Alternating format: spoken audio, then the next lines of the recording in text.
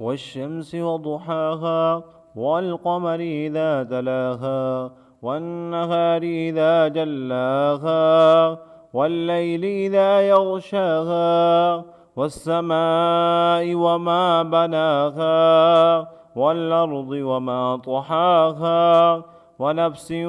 وما سواها فألهمها فجورها وتقواها قد أفلح من زكاها وقد خاب من دساها كذبت ثمود بطغواها إذ انبعث أشقاها فقال لهم رسول الله ناقة الله وسقياها فكذبوه فعقروها فدمدم عليهم ربهم بذنبهم فسواها ولا يخاف